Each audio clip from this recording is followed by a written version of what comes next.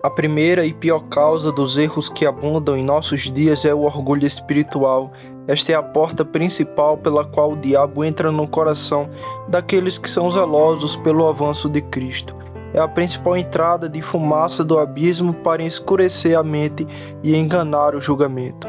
O orgulho é o principal meio pela qual ele domina os cristãos e a principal fonte de todas as travessuras que ele introduz para obstruir e impedir a obra de Deus.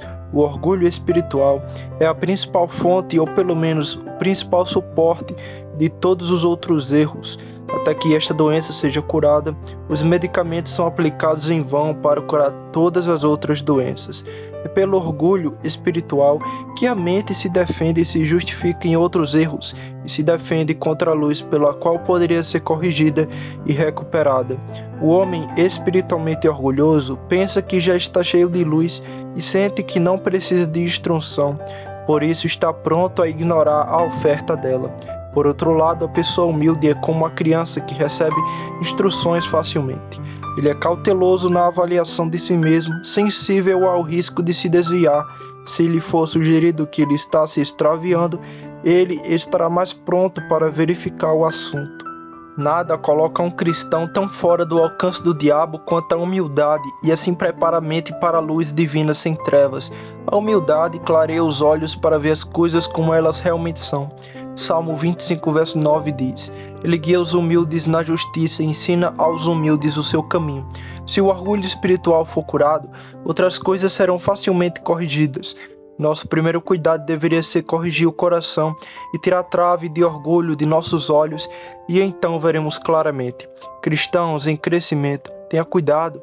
Aqueles que são mais zelosos na causa de Deus são os que têm maior probabilidade de serem considerados cheios de orgulho. Quando qualquer pessoa aparece em qualquer aspecto, está visivelmente superando os outros em sua caminhada cristã, as chances são de 10 para 1 de que isto desperte imediatamente o ciúme daqueles que estão ao seu redor.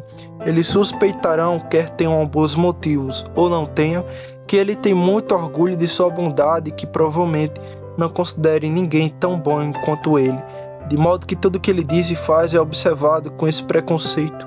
Aqueles que estão frios e mortos, e especialmente aqueles que nunca tiveram qualquer experiência do poder da piedade em seus próprios corações, facilmente nutrirão tais pensamentos dos melhores cristãos. Isto surge de nada menos do que uma hostilidade secreta contra a santidade essencial e fervorosa. Mas o cristão zeloso deve tomar cuidado para que isso não seja uma armadilha para ele, e o diabo se aproveite disso para cegar seus olhos, impedir-os de contemplar a verdadeira natureza de seu coração, e pensar que por ter sido injustamente acusado de orgulho e de um espírito cruel, que tais acusações às vezes não são válidas. Infelizmente, quanto orgulho os melhores têm no coração. É a pior parte do corpo do pecado e da morte. O primeiro pecado que entrou no universo e o último que foi erradicado é o inimigo mais teimoso de Deus. Orgulho, um inimigo secreto. O orgulho é muito mais difícil de ser discernido do que qualquer outra corrupção devido à sua própria natureza. Ou seja, orgulho é uma pessoa que tem uma opinião muito elevada sobre si mesmo. É de se surpreender, então, que uma pessoa que tem uma opinião muito elevada sobre si mesma não tenha consciência disso. Seu pensamento é que ele pensa que a opinião que tem de si mesmo tem fundamento e, portanto, não é muito elevada. Se os fundamentos da opinião sobre si mesmo desmoronassem, ele deixaria de ter tal opinião. Mas, devido à natureza do orgulho espiritual, é o mais secreto de todos os pecados. Não há outro assunto em que o coração seja mais enganoso e não há outro pecado no mundo em que os homens tenham tanta confiança. A própria natureza disso trabalhar a autoconfiança e afastar qualquer suspeita de qualquer mal daquele tipo.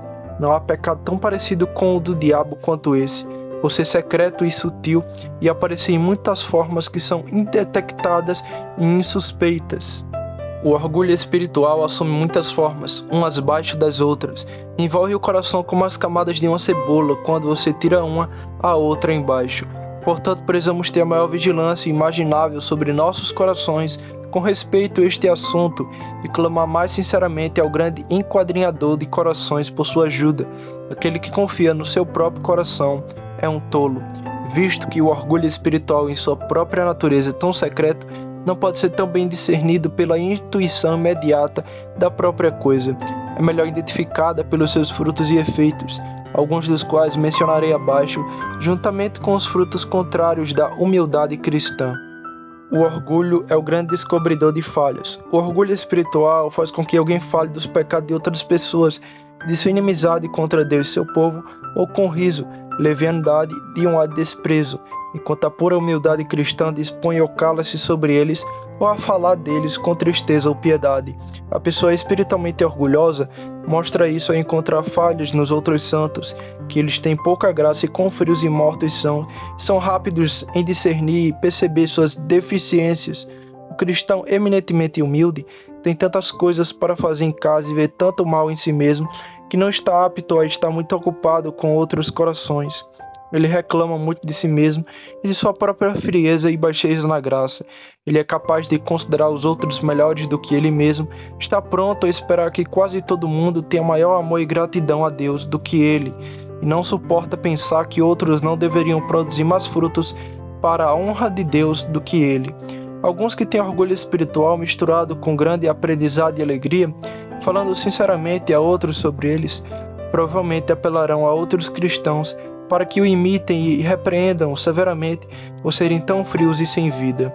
Há outros que ficam impressionados com sua própria vileza e, quando fazem descobertas extraordinárias da glória de Deus, são dominados pela sua própria pecaminosidade, embora estejam dispostos a falar muito e com muita sinceridade, ainda assim o fazem culpando-se e exortando outros cristãos, mas de maneira amorosa e humilde.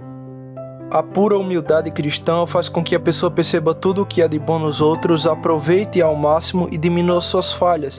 Entretanto, ele volta seus olhos principalmente para as coisas que são ruins em si mesmo, para prestar muita atenção em tudo que as agrava. O orgulho também é ministrar com espírito duro.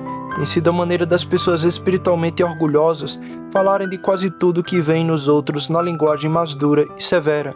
É frequente dizerem da opinião, conduta, conselho, frieza, silêncio, cautela, moderação e prudência, e dos outros que são do diabo ou do inferno.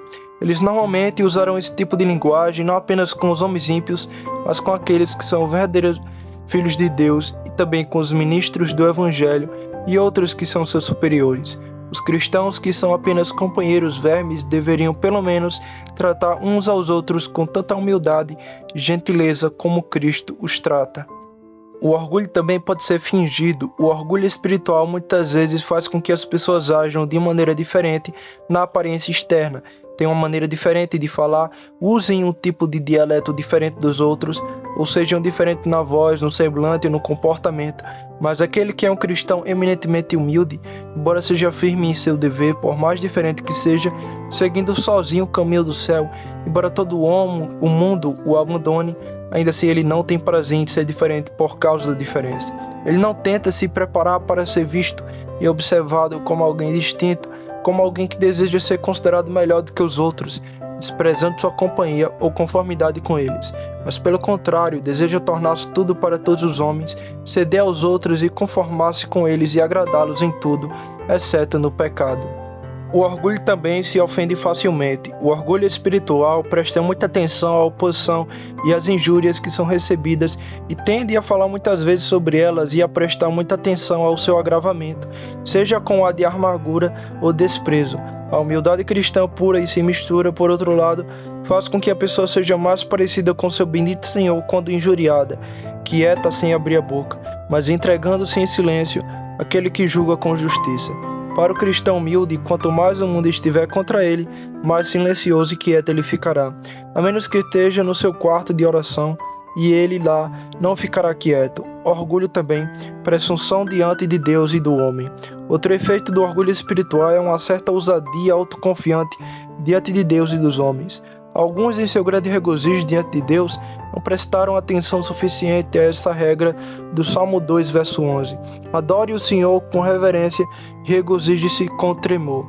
Eles não se regozijam com tremor reverencial, no sentido adequado da terrível majestade de Deus e da terrível distância entre ele e eles. Também tem havido uma ousadia imprópria diante dos homens que tem sido encorajada e defendida por uma má aplicação de Provérbios 29 e 25. O medo do homem traz uma armadilha. É como se tornasse todas as pessoas, altos e baixos, homens e mulheres. E as crianças em todas as conversas cristãs abandonarem completamente todo tipo de modéstia ou reverência para com o homem. Não que alguém deva abster-se da conversação cristã, mas com tanta humildade, como em 1 Pedro capítulo 3, versículo 15, mas santificai a Cristo como Senhor em vossos corações, estando sempre prontos para defender todo aquele que vos pedir contas da esperança que está em você, mas com gentileza e reverência. O orgulho é faminto por atenção. Outro efeito do orgulho espiritual é fazer com que o assunto dele queira a atenção. As pessoas muitas vezes tendem a agir de maneira especial, como se os outros devessem prestar muita atenção e consideração por elas. É muito natural para uma pessoa que está sob a influência do orgulho espiritual receber todo o respeito que lhe é prestado. Se outros mostram disposição para se submeter a ele e ceder indiferença a ele, ele está aberto a isso e o recebe livremente. Torna-se natural para ele esperar tal tratamento e prestar muita atenção se uma pessoa não faz, e ter uma opinião negativa sobre aqueles que não lhe dão aquilo que ele acha que merece. Alguém sob a influência do orgulho espiritual está mais apto a instruir os outros do que a perguntar sobre si mesmo, e assim naturalmente assume um ar de controle. O cristão eminentemente humilde pensa que precisa da ajuda de todos, enquanto aquele que é espiritualmente orgulhoso pensa que todos precisam da sua ajuda. A humildade cristã sobre o sentimento da miséria alheia roga e suplica, mas o orgulho espiritual tenta comandar e alertar com autoridade. O orgulho negligencia os outros. Assim como o orgulho espiritual faz com que as pessoas presumam muito para si mesma, ele trata os outros com negligência. Pelo contrário, para a humildade cristã dispõe as pessoas a honrar todos os homens, como em 1 Pedro 2,17. Entrar em disputas sobre o cristianismo às vezes é fora de época, como em reuniões para conferências cristãs ou para exercício de adoração. No entanto, devemos ter muito cuidado para não nos recusarmos a conversar com homens carnais, como se os considerássemos indignos de serem considerados. Pelo contrário, devemos condescender com os homens carnais, como Cristo condescendeu conosco, para suportar nossa intolerância e estupidez.